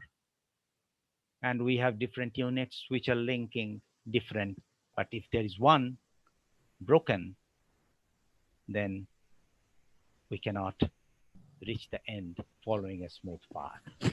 Thank you. Appreciate your attention. Thank you, sir. Thank you, sir. Shashwata, Yes. I'm interrupting you for a few seconds. Before you can go back to the question and answer session, I'll take a few minutes from you. Okay. And Sure. I just wanted Please. to share just a word in behalf of all the participants for Dr. Somasdar for this nice presentation. The word is wow. That's all. I will not say more. That's all. Thank you, Shushanto. That's exactly what I also wanted to say. And now I would like to tell Professor Somasdar that there are a few things which we have all learned from the last mesmerizing lecture.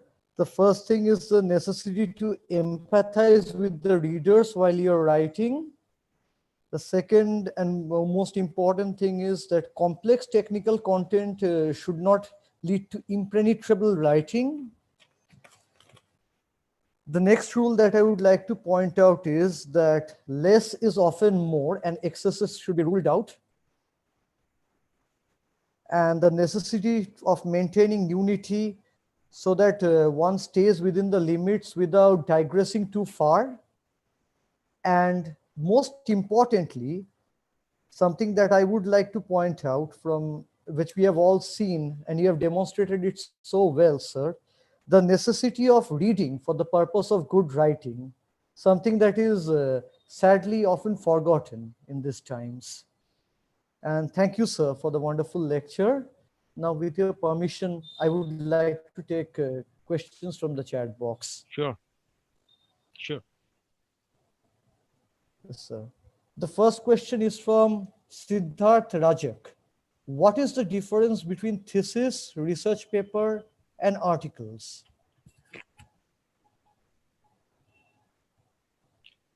Okay. Before answering the question, that is, what is the difference between thesis, research paper, and article? I'll try to understand first what is the similarity. What is the common denominator? All these are scientific and technical documents, first of all. Now, the difference is when you look at difference, it could be from the point of view of size. First of all, thesis is, or dissertation, thesis is larger. So it documents a larger body of work, not necessarily more important or more impactful work.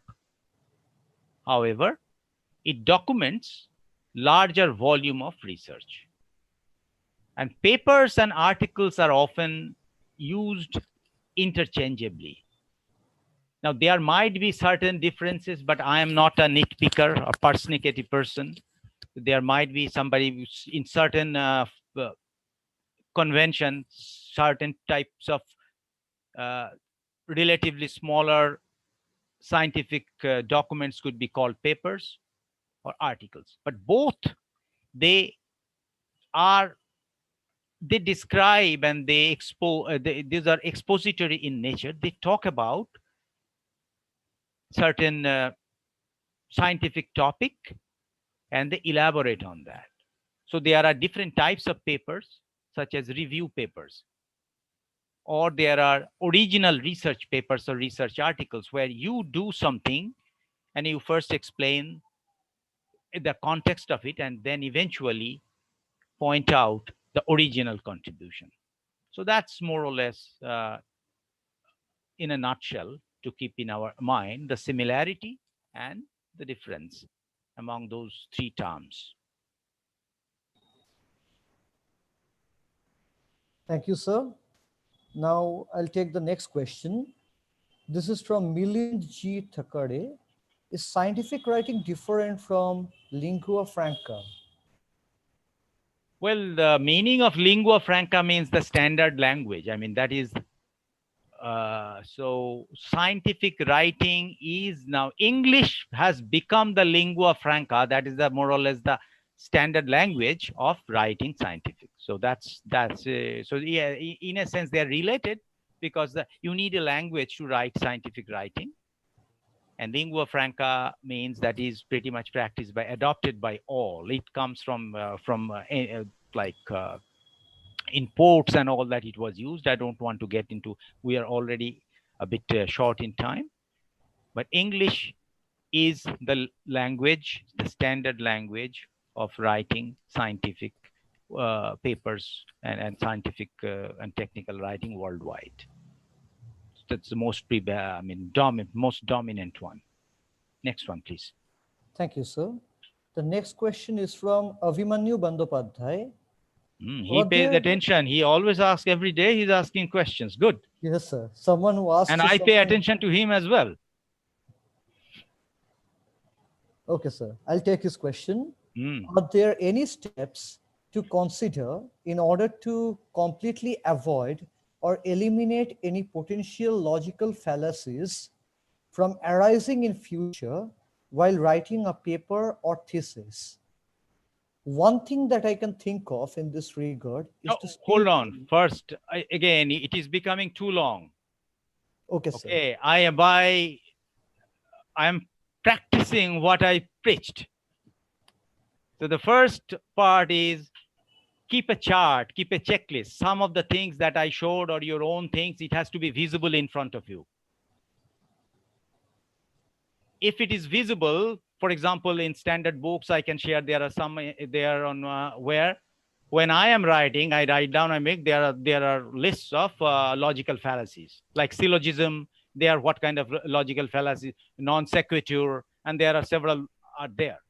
So the different logical fallacies are post hoc propter hoc. Often something happened before, we kind of assume that was the cause. The cause and correlation, this is exceedingly difficult to. So the first thing is to have, what are these principles, make it visible to you. And that was the reason why I had conducted the previous earlier session on mind mapping or having concept map. So if it is visible, we are visual animals. 30% of our brain works on vision. We have evolved from hunter-gatherers, and hunter-gatherers, we are not smell. Vision is our primary sense. So having something visual in front of you helps. That will act as the guide. Okay, so that is my response to the first part of your question. The next, the following part, please. Yes, sir.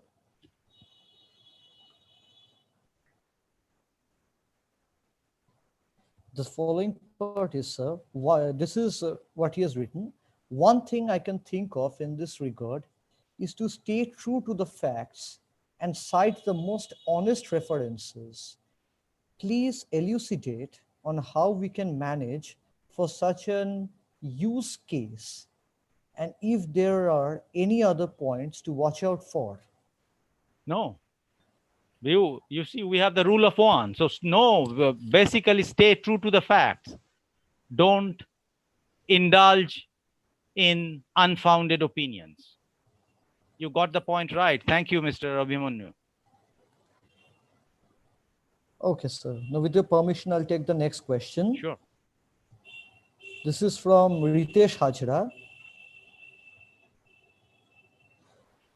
He says, firstly, thanks a lot for all the information and interesting sessions. I wanted to ask. Somebody, I thought it was horribly boring because it was going on long passage after passage. It was not at all, sir. No, sir, it was not. Rather, it made interesting because of the passages, sir. All right. It was interesting because of the passages. Oh, those are written by great ones. I have the no credit. Only I have the books over there. And so the passages gave out a very important message for all of us. I think Shushanto will agree with me. Okay, we will let us take the questions. We will discuss that at the end. Okay, sir. I wanted to ask if, say, I'm following all the methodologies and presentation types learned from this training, but my project guide, the viewers, for some reason do not accept my formats. In that condition, what will be my approach to clear my position? No, we really did not talk about formats. Format is different. Format is like every journal. Professor Shanmugan in yesterday's presentation amply demonstrated it. Format is, for example, the citing the reference. Some cases you have to write Raja Shanmugam. Other cases you have to write Shanmugam, R. So that is format. So what we are talking about here today, what I talked about, nothing has to do with format. It is about principles of organizing. So format is like, okay, in some cases, I recall in my thesis in University of Michigan, there's 1.5 inches of left margin and I think 0.75 inches at the right margin. So those things are formatting things. So these, what we are talking about, are logical aspects of the principles which ought to be followed. Formatting is a painful thing, we agree, and Mr. Dr. Shanmugan and I, we said the formatting usually is, if you are into thesis writing and all that, that is the last thing you do. And with all this software available now, that is not really very difficult. So really don't obsess with formats. That's going to consume your brain, take brain power in a, it's a digression. Think logically and using the principles, put your thoughts on paper, on the screen in a systematic fashion.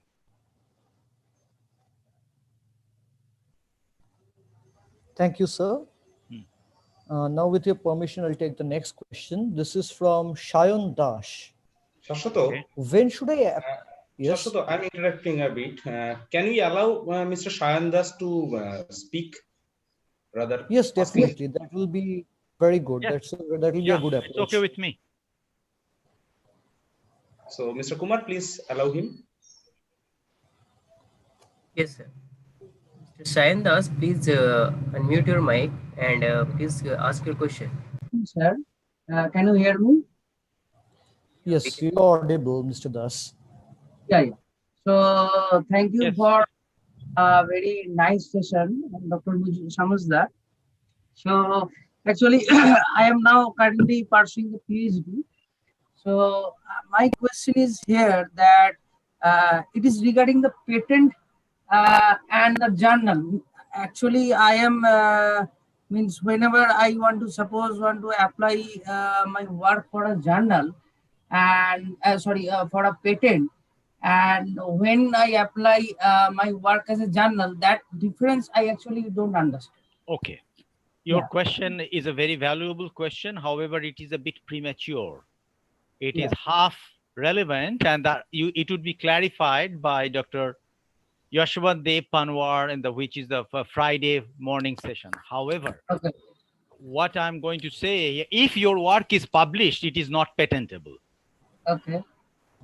So if you are thinking about patenting something, do not publish it. Okay. So anything that has been published in public domain is the copyright, as Dr. Shanmugan pointed out, is not now yours. The idea is no longer yours. It originated, it's like an adult person. When my child is minor, okay, fine. But then when that person grows up, he or she lives on his own. Okay. So now, So means if how- you're how thinking do I about start- patenting, then do not publish.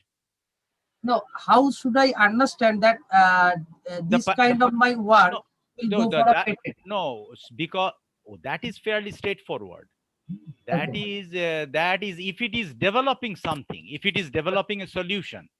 Okay. So if it is making a machine, Okay. Okay. or if it is creating a new some sort of a chemical molecule, Okay. which is going to be applicable for let us say some drug delivery or some cancer treatment, or maybe some if you are making, for example, you are, or those people who are in the business of making vaccines for COVID-19, Okay. those are patentable work.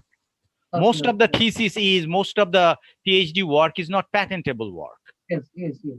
So Okay, means but that does not mean that non-patentable work is valueless. No. okay. Okay, sir. Okay, sir. Means, sir, my output of the work product should be commercializable. Correct. Then it can be Yes. called Yes. as a Yes. Yes. Yes. patentable. Okay. Okay. I Exactly. understand. Okay. Okay. Okay. Thank you, sir. Thank you. Sir. Sure. Sure. Thank you. Mr. Kumar, could you please ask Mr. Milton Shamadar? He has raised his hand. If he will ask his question. Yes, sir. Mr. Shamadar, please unmute yourself and ask sir the question that you want to ask. Mr. Shamadar, please unmute yourself and ask your question. Is he there? I think maybe you could be having some network problem. Okay. So let's take the next question, sir. Then yeah, there is, sure.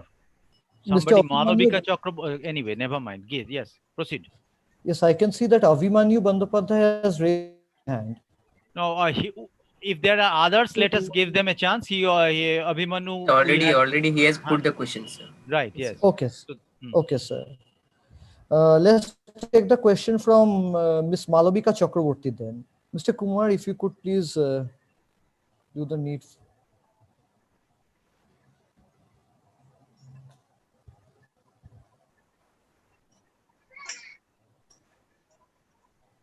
Ms. Chakraborty, please unmute yourself and ask sir the question we want to ask. Very good afternoon, sir, and to all the panelists. My question is that while we are writing a review paper, we are considering more than one paper. And in all those papers, they have a definite orientation of writing by themselves. When we are considering those papers to include in our review paper, should we follow their viewpoint, or can we change it according to the fashion we want it to be? this is a very good question. The way I'm understanding it, that you are your purpose is to write a review paper. Exactly, sir. And you are, in order to write review paper, you have to read several other papers. You said, Yes. right? Yes, It is sir. not Yes. usually several, but several hundred. Review Definitely, papers sir. nowadays, there are hundreds. Definitely, sir. Then each paper, some paper is first of all written in this format, that format, and those are written by different people. So they have different styles and they have different perspectives. Now, your review paper, eventually, let us envision the product that you have written. Begin with the end in mind. So that is your product. So that should have your signature. So what you need to take from your references are the facts, not their opinions or their styles. Okay, if you found anything valuable from what I have discussed today, and you would be discussing it with your family or friends, you would be doing it in your own style. You would be much more patient and well behaved than I am. The way you are presenting yourself, it is different from mine. I'm a bit more of an excitable person. But the content is what is important. So if you feel that, so take the content, not the idiosyncrasies of the presenters. So should I take it like this, that I should be more concentrated on the deliverables and the outcomes rather than their discussion and rather than their personal viewpoint over the topic? Yes, that's why I put in the glossary two different things: facts and opinions. Focus on facts. Okay. Okay, so that is crucial. And then you prepare your own, what we call rough, or I in the fancy terminology, concept map, that these are the things. And those are, you can take a picture the way I do, and the way many like us do. We take a big chart paper and take these post-its, the post-it notes. Sticky notes. Sticky notes, yeah. So those are available in different colors. So essentially, each paper from which I am going to take this point, that point, I put that in the big chart paper. And by being post-it notes, it helped me to reorganize. And being color coded, these are some of the ones which are talking about different experimental approaches. These are the ones, so those all could be pink. The yellow ones could be the different theoretical approaches. Okay. And then having 1, 2, 3, I use pencil because I can erase.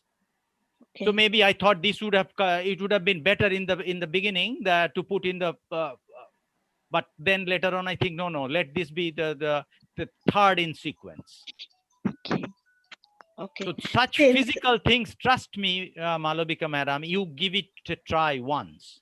No, I'll definitely give it a try. You try, because what I would say that I had my this is a personal story, personal account. My nephew, he just finished his PhD from IISc Bangalore, from the solid state chemistry unit over there, and he's now, a few days ago, he's joining today actually National Physical Laboratory at near London, England. Now I had discussed this mind mapping and some of these ideas with him. Take a big picture, big full-scale paper, and if you, I have some of those over there in my bookshelf. Those, dista kagoj, and because those are larger. And then We also do.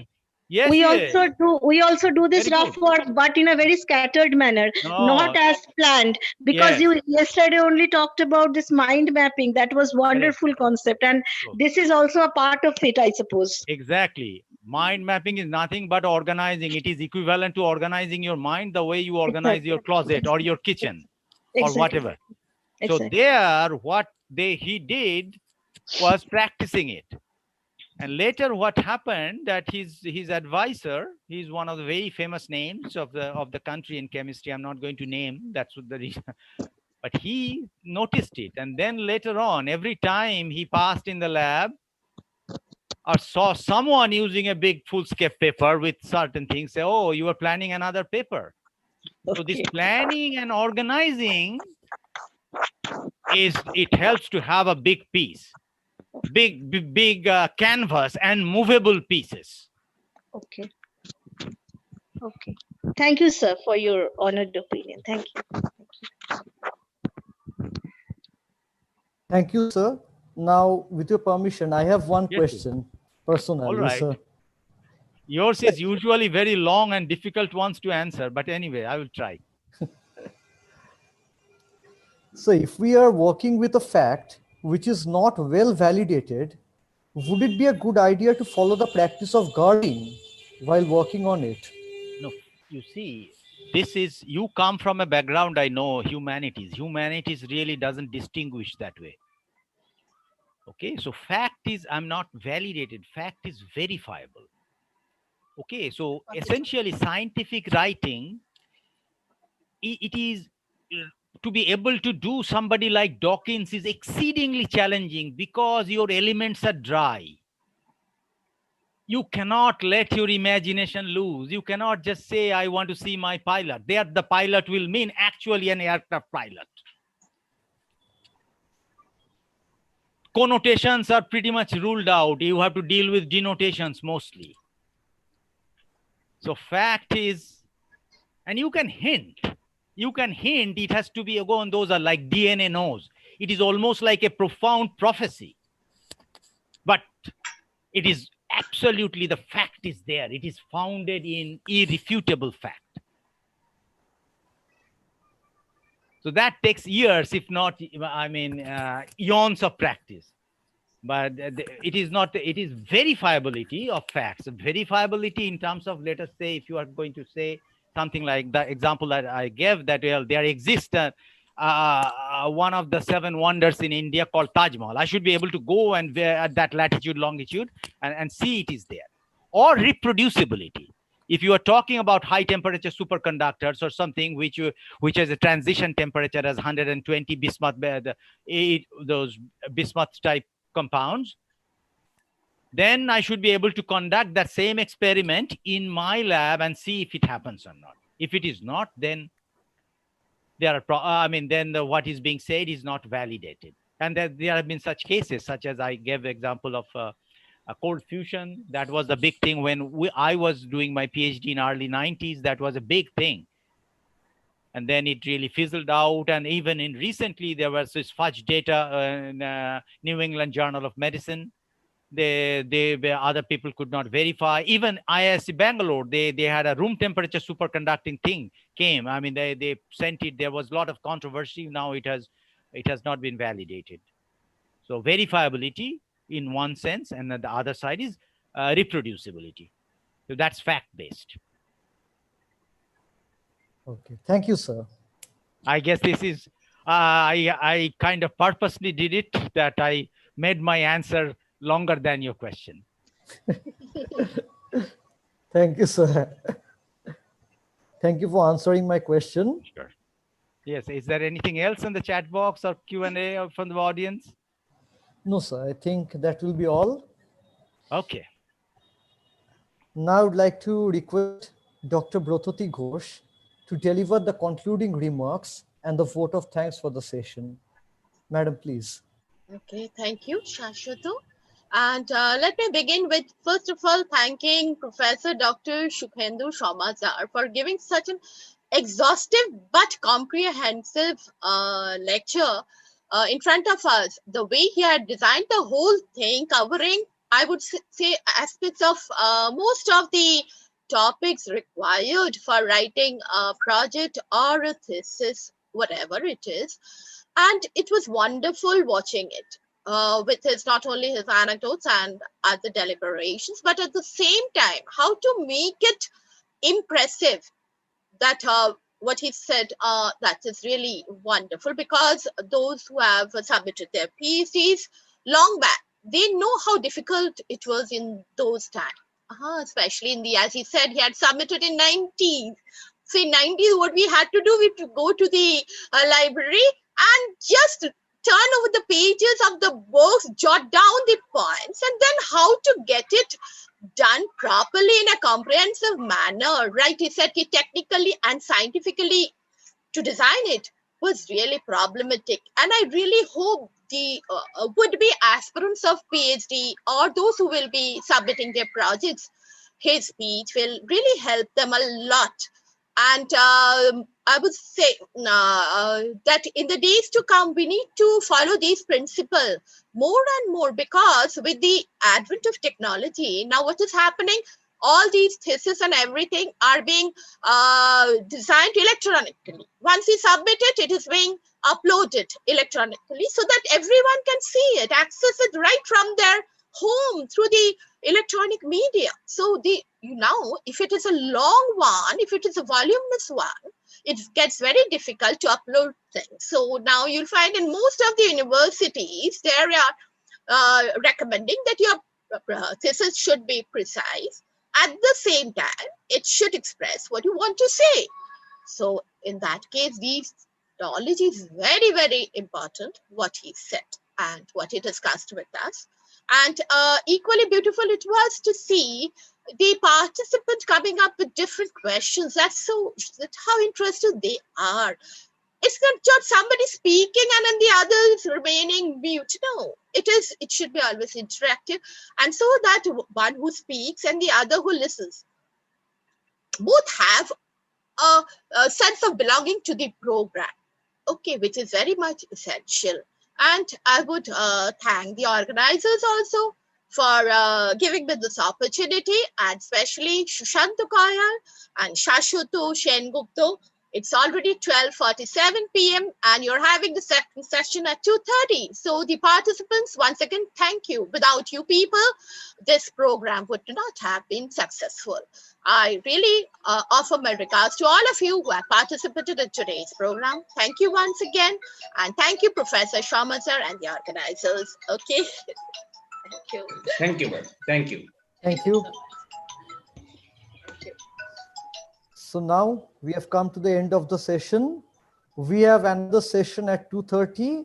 So we hope that we will have your company. This is for the participants. We hope that we will have your company for the rest of our journey today.